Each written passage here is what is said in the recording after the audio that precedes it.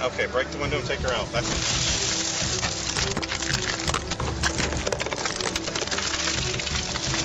Hey, that glass in my eye!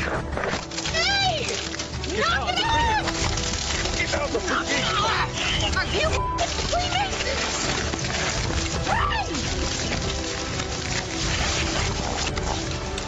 Freemasons? Hey! Hey! Marcus pulls onto the shoulder with his heart racing. Red and blue lights flash behind him. The officer walks up and says, "License and insurance." Marcus panics and blurts out the wrong thing. He asks why he was stopped, argues about the reason, and starts explaining himself.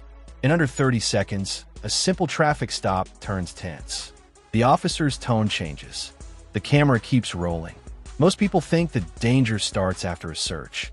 In reality, it starts with the first sentence out of your mouth. Today, I'll show you exactly what to say the moment an officer asks for your license. One short line that keeps control, protects your rights, and prevents small stops from turning into big problems. Stay with me till the end, because one common mistake ruins everything. Like the video, subscribe to the channel, and keep watching. What to say first. The moment you're pulled over and the officer demands your license, the first thing you should say is, "Am I being detained?" or "Am I free to go?" This simple question establishes whether the officer has a legal right. However, the rules change. Passengers generally are not required to provide their ID unless there's reasonable suspicion against them, such as involvement in illegal activity. It's crucial to remember that just because you're asked doesn't mean you must comply unless you're the driver or there's a valid suspicion. When you can refuse ID. Refusing to provide identification can be risky, but in some situations, it's your right to decline. If you're not driving, or if you're in a situation where you're not being detained, you don't have to provide an ID. Police must have reasonable suspicion or probable cause to make an arrest or detain you. Without it, you don't have to answer their questions or provide identification.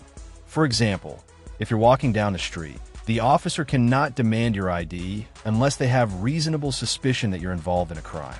If they stop you without clear cause, you can politely refuse to give your name or identification. However, do so in a way that's calm and respectful, as arguing could escalate the situation unnecessarily.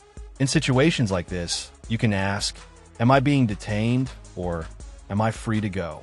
This simple inquiry puts the officer on notice that you are aware of your rights and that you're not under obligation to provide ID if you're free to leave. In some places, such as in states with stop and identify laws, officers may require you to identify yourself if they suspect criminal involvement. But if you're not under suspicion, you can refuse. Being detained without reasonable suspicion is a violation of your rights.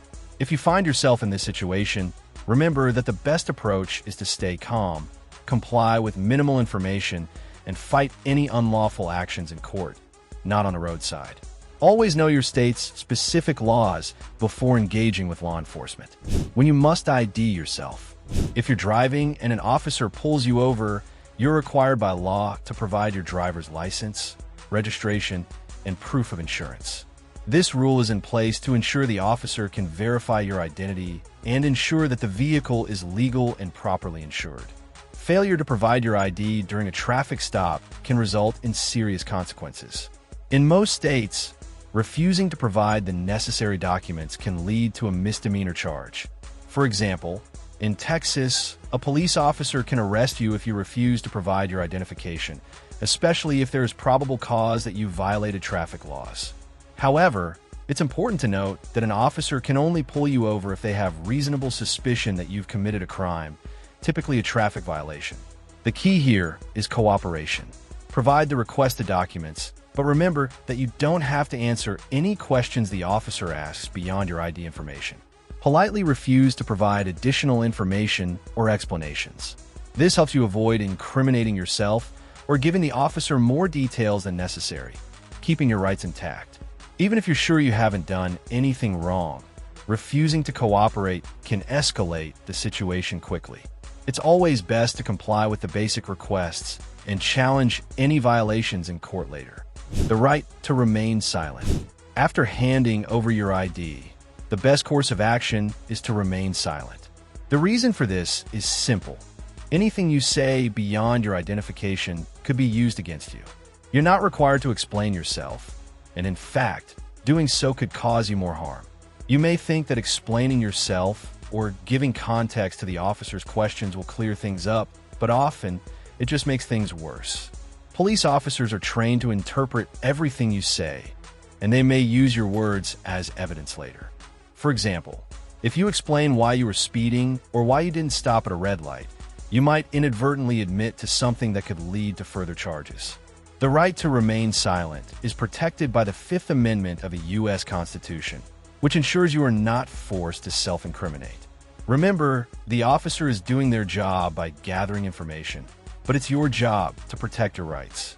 Politely say, "I prefer to remain silent," and keep your answers limited to the required information.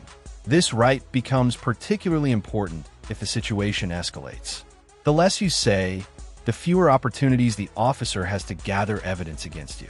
Always keep the conversation focused only on what is legally necessary.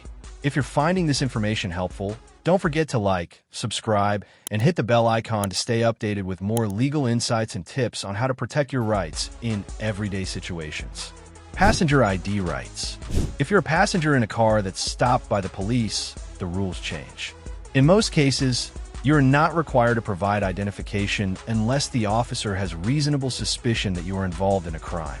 This means that if you're simply a passenger, you don't have to give your ID unless there's a clear, legal reason for the officer to demand it. The law surrounding passengers varies by state, and in some places, officers may ask for identification as part of their safety protocol. However, they cannot force you to provide your ID unless they have reasonable suspicion that you're committing a crime. For instance, if the officer believes you're involved in illegal activity, they may ask for your ID. In such cases, you are required to comply. The Terry stop doctrine, which allows officers to temporarily detain someone based on reasonable suspicion, often applies to both drivers and passengers. However, if you're just a passenger and the officer has no specific reason to suspect you, you don't have to identify yourself. If you're stopped as a passenger, your best approach is to remain calm and cooperative without giving your ID. If the officer insists, you can ask if you're being detained and politely refuse if they cannot provide a reasonable explanation. However, don't escalate the situation by being confrontational. Remember, you can always challenge unlawful demands in court, not on the side of the road. Detained versus arrested. The distinction between being detained and being arrested is crucial when it comes to your rights. If you're detained, the officer has reasonable suspicion that you're involved in criminal activity.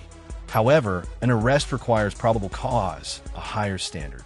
If you're detained, you don't have to give any further information, but if arrested, you must provide your name, date of birth, and sometimes your address.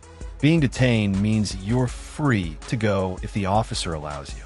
If you're under arrest, however, refusing to identify yourself can lead to additional charges. If you're unsure of your status, ask, "Am I being detained?" or "Am I free to go?" This forces the officer to clarify your situation and your rights. Why silence helps you. When stopped by the police, silence can be your best tool. Once you provide your ID, you don't have to answer any other questions. The officer is likely to ask questions that could unintentionally incriminate you. Remaining silent is a powerful way to protect yourself. The Fifth Amendment protects you from self-incrimination. While it's tempting to explain yourself or provide context, this could give the officer more to work with. Silence doesn't imply guilt. It asserts your legal rights. You can still be polite, but keep your responses minimal. A good practice is to simply respond with, "I prefer to remain silent," if the officer asks anything beyond the required information. This tactic will make it harder for officers to use your words against you later. Don't lie to cops. One of the worst mistakes you can make is providing false information. Giving a fake name, birth date, or address to an officer during a stop can lead to criminal charges. Lying to a police officer is a felony in many states, including Texas, where the penalty can be significant. Even if you're trying to cover up something minor, like an old warrant or an unpaid fine, providing false information could lead to a worse outcome than simply cooperating. Police officers can verify your identity, And once they do, they will likely discover the lie, which can lead to further legal consequences. If you don't want to talk, remain silent. But don't lie. Lying is a surefire way to escalate the situation and cause more trouble for yourself. What to do as a passenger? As a passenger, the rules are different. In most situations, you don't need to provide your identification unless the officer has reasonable suspicion that you're involved in illegal activity. Officers might ask for your ID, but you're under no obligation to give it if you're not involved in a crime. However, if the officer believes you're a threat or involved in criminal activity, they might ask for your ID or conduct a pat-down search. Always remember, it's best to remain calm and polite and refrain from escalating the situation. You can politely ask, "Am I being detained?" to clarify if you're required to comply. In some states, police might argue officer safety is a reason to ask for ID, but unless they have specific suspicion, you're legally in the clear to remain silent. Outro. Now you know exactly what to say when an officer asks for your license. Remember, stay calm, know your rights, and don't panic. If you follow these steps, you'll be in a much stronger position. Like this video, subscribe for more legal tips, and stay informed. Keep watching to learn more about protecting your rights.